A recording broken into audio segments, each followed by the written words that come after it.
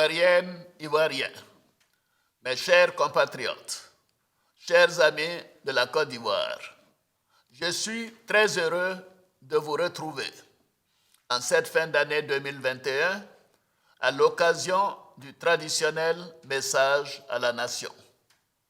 Depuis que vous m'avez accordé votre confiance, nous connaissons ensemble, année après année, des avancées importantes et des progrès indéniables dans notre pays. Le creuset de tous ces progrès, c'est la paix. Cette paix que nous a léguée le père de la nation, le président Félix Houphouët-Boigny, et que nous devons chérir comme notre bien le plus précieux. Cette paix, nous l'avons retrouvée avec bonheur, grâce aux efforts de chacune et de chacun de vous, ainsi que de toutes les forces vives de la nation ivoirienne. La paix et la stabilité ont été consolidées au cours de cette année 2021 avec la tenue des premières élections législatives inclusives dans notre pays depuis une vingtaine d'années. Je félicite tous les partis politiques pour leur participation à ces élections, qui ont abouti à la mise en place d'une Assemblée nationale plurielle avec l'ensemble de l'opposition significative. Je voudrais réaffirmer mon attachement au dialogue constructif qui contribue à l'apaisement du climat social. Nous continuerons avec le gouvernement à rassembler toutes les filles et tous les fils de notre beau pays. Vous pouvez me faire confiance. Mes chers compatriotes, au plan sécuritaire, je voudrais vous rassurer à nouveau. Nos forces de défense et de sécurité sont mobilisées pour contrer toutes les velléités, en particulier au moment où le terrorisme constitue une menace à nos frontières et dans la sous-région. Je félicite nos forces de l'ordre pour leur courage et leur engagement. Je m'incline devant la mémoire de nos valeureux soldats qui ont malheureusement perdu la vie et je réitère ma compassion à leurs familles et à leurs proches. Nous continuerons de renforcer nos capacités de défense et de sécurité, ainsi que les investissements dans les infrastructures socio-économiques dans les zones concernées afin de lutter contre le terrorisme et toutes les autres formes de menaces, y compris l'orpaillage clandestin. Mes chers compatriotes, l'année 2021 a été aussi la première année de la mise en œuvre de notre projet, une Côte d'Ivoire solidaire. Le projet Une Côte d'Ivoire solidaire vise à consolider nos acquis des 10 dernières années et à accélérer le processus de transformation structurelle de notre économie. En effet, pendant ces années, nous avons mis en œuvre des réformes importantes tout en procédant à des investissements massifs pour la réhabilitation et l'extension de nos infrastructures économiques et sociales afin d'offrir de meilleures conditions de vie à nos concitoyens. Nous continuerons d'investir dans les infrastructures pour améliorer la fluidité du trafic dans le Grand Abidjan, désenclaver les zones rurales, relier toutes les capitales régionales et rendre accessibles tous les chefs-lieux de départements de notre pays par des voies bitumées. Je me réjouis que les projets structurants tels que le 4e pont Yopougon Plateau, le pont de Cocody et l'échangeur de l'Indénié seront achevés en fin d'année 2022. Au cours de l'année 2022, nous poursuivrons l'extension de l'autoroute du Nord jusqu'à Bouaké, la réhabilitation de la côtière Abidjan-San Pedro, ainsi que les travaux pour le lancement de la construction de 8 nouveaux échangeurs à Abidjan. Au niveau du secteur de l'énergie, les difficultés que nous avons connues au premier semestre de 2021 sont derrière nous. Notre objectif est d'électrifier toutes les localités du pays avant la fin 2025. En outre, je voudrais souligner qu'environ 205 000 ménages ont bénéficié cette année du programme Électricité pour tous, portant ainsi le nombre total des bénéficiaires à environ 1 230 000 ménages. Au cours de cette année 2021, nous avons fait une importante découverte de pétrole et de gaz. Ainsi, le gisement Baleine, qui entrera en production dès 2023, permettra d'augmenter notre production de pétrole et de gaz et de fournir une quantité adéquate de gaz au secteur de l'électricité. Cette importante découverte augure de belles perspectives pour notre pays en termes de ressources pour le financement des projets de développement, de formation de nos jeunes, de création d'emplois et d'opportunités pour nos PME. Ce sera aussi le premier gisement zéro émission nette en Afrique. En matière d'eau potable, nous avons permis l'accès à l'eau potable à des millions d'Ivoiriens. Aujourd'hui, plus de 80% des Ivoiriens vivant dans nos villes et plus de 70% vivant en zone rurale ont accès à l'eau potable. Nous poursuivrons le renforcement de la desserte nationale en eau potable afin de faire face à l'urbanisation rapide de nos villes, mais aussi d'améliorer la qualité de vie dans nos villages. Mes chers compatriotes, chers frères, chères sœurs, dans le secteur de l'éducation, les récentes réformes adoptées à la rentrée scolaire, ainsi que les états généraux de l'éducation et de l'alphabétisation, dont les recommandations seront bientôt disponibles, contribueront à améliorer le contenu et les méthodes d'enseignement de notre système éducatif.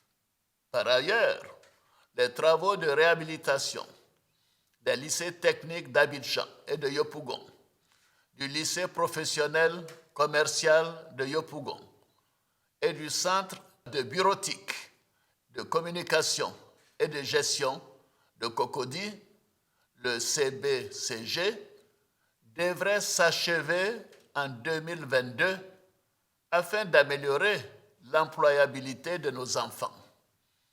Au niveau de l'enseignement supérieur, l'Université de San Pedro a effectué sa première rentrée académique en octobre 2021 et l'Université de Bandoukou ouvrira ses portes en octobre 2022.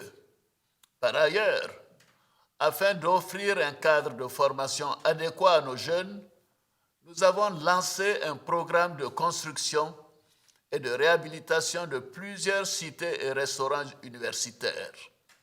Ainsi, nous avons en 2021 ouvert les cités universitaires de Williamsville, Port-Boué 1 et 2 et de Korogo, de même que les restaurants universitaires de Daloa et Korogo.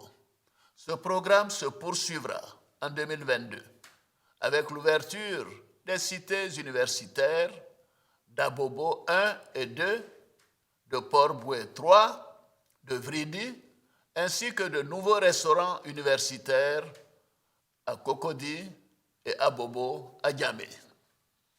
Au niveau de la santé, le gouvernement a mis en œuvre une importante réforme hospitalière en vue d'optimiser l'accessibilité à des soins de meilleure qualité.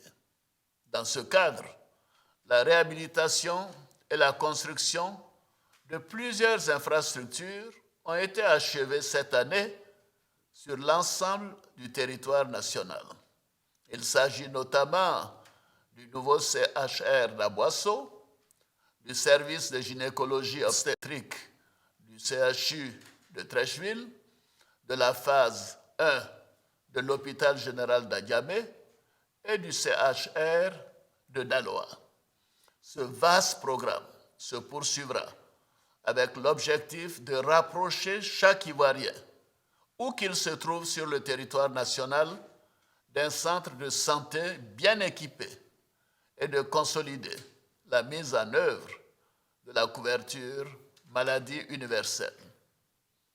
En ce qui concerne la lutte contre la COVID-19, notre plan de riposte économique et sanitaire, combiné à la résilience de notre économie, a permis de contenir les effets de la pandémie avec un taux de croissance économique positif d'environ 2% en 2020 et 6,5% en 2021. Cette dynamique se poursuivra en 2022 avec un taux de croissance projeté à environ 7%. Je profite de l'occasion pour saluer les efforts du Premier ministre Patrick Achi et du gouvernement. Je félicite l'ensemble des acteurs impliqués dans la lutte contre cette pandémie.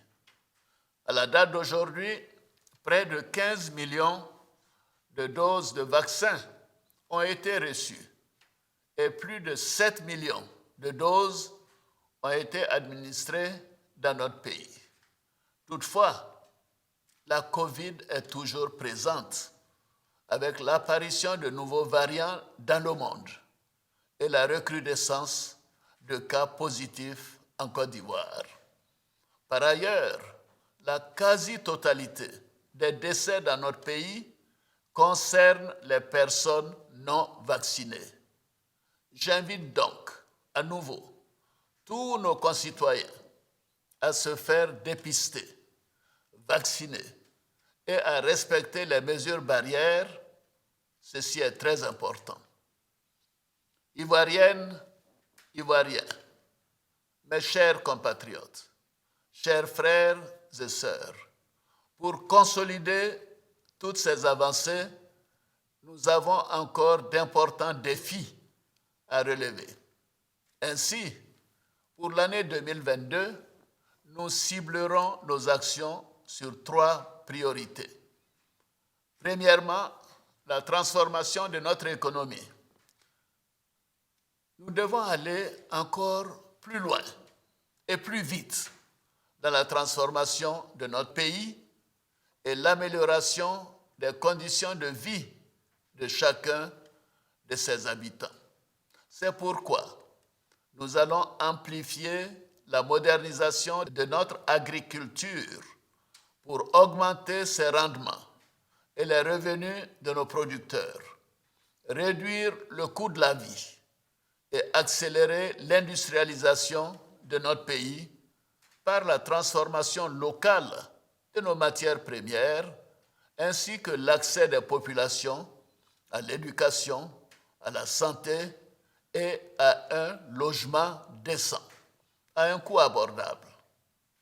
Dans ce cadre, j'ai instruit le gouvernement à l'effet de lancer dès le mois de janvier un deuxième programme social du gouvernement en vue d'intensifier et de poursuivre nos actions de réduction de la pauvreté.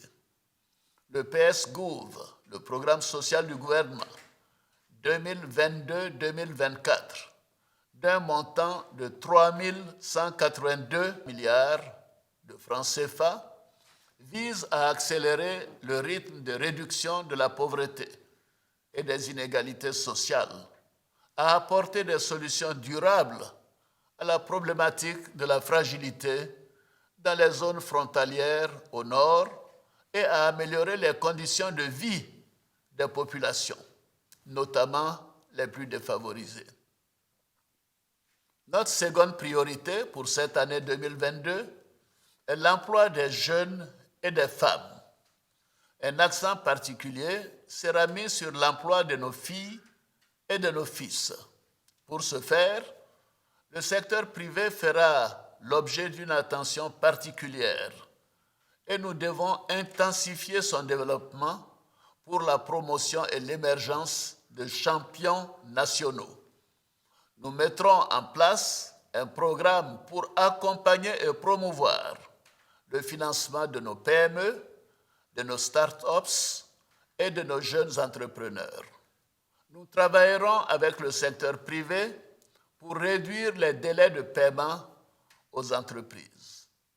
Nous poursuivrons, comme nous l'avons fait dans le secteur pétrolier et gazier, la promotion du contenu local afin de faire émerger des champions nationaux dans les domaines clés de notre économie. Nous mettrons aussi en œuvre l'école de la deuxième chance afin de reconvertir certains diplômés sans emploi, d'accompagner les jeunes sans diplôme ou qualification dans des métiers à visée d'insertion rapide, ainsi que dans leurs projets d'insertion professionnelle et sociale. Parallèlement, nous renforcerons le développement des centres de services civiques dans l'ensemble du pays pour toujours mieux transmettre à notre jeunesse les valeurs de civisme, de travail et de leadership. Enfin, nous soutiendrons davantage l'autonomisation de nos sœurs et de nos filles grâce au Fonds d'appui aux femmes de Côte d'Ivoire, le FAFSI, initié et mis en œuvre par la Première Dame. Doté d'un capital de 25 milliards de francs CFA, le FAFSI a déjà permis à près de 300 000 femmes de mener des activités génératrices de revenus et à plus d'1 million de personnes de sortir de la vulnérabilité. Notre troisième priorité pour 2022 est la bonne gouvernance et la lutte contre la corruption. Après les importants progrès réalisés dans tous les domaines de la vie socio-économique de notre pays depuis 2011, nous devons promouvoir davantage la culture de la bonne gouvernance et la transparence dans la gestion des affaires publiques pour le bien-être de nos populations. À ce sujet, les actions entamées en 2021 ont produit des résultats probants et nous allons les poursuivre. Nous devons bâtir une conscience nationale imprégnée des valeurs d'intégrité, d'équité et d'un sens élevé de la responsabilité dans la conduite des affaires publiques. C'est dans ce cadre que j'ai décidé d'instaurer à partir de 2022 un prix portant sur la bonne gouvernance et la lutte contre la corruption. Ce prix favorisera l'éclosion de cette conscience nationale qui prône le respect des deniers publics, la recherche de l'excellence et qui place l'intérêt de la nation au-dessus de tout. Cela doit se traduire par un véritable changement de mentalité et de comportement. Mes chers compatriotes, en cette fin d'année 2021, j'ai procédé à la signature d'un décret de remise gracieuse de peine au bénéfice de près de 2500 détenus qui recouvreront la liberté. Bien évidemment, cette mesure ne concerne pas les personnes condamnées pour crimes de sang. Mes chers compatriotes, chers frères, chères sœurs, je crois en la capacité de chaque Ivoirienne et de chaque Ivoirien à se réapproprier les valeurs de notre République, que sont l'union, la discipline et le travail. Je crois à notre optimisme. Cet optimisme qui nous aide à persévérer malgré les difficultés et à nous projeter dans des lendemains meilleurs. Je crois à notre volonté de nous unir et de préserver les acquis considérables d'une décennie de paix, de sécurité et de concorde. Cette union sera notre plus grande réussite pour la stabilité et le développement de notre beau pays, ainsi que pour le rayonnement de la Côte d'Ivoire en Afrique et dans le monde. C'est sur cette note d'espoir que je souhaite à toutes et à tous une très bonne et heureuse année 2022. Vive la République, vive la Côte d'Ivoire, que Dieu bénisse notre chère Côte d'Ivoire. Je vous remercie.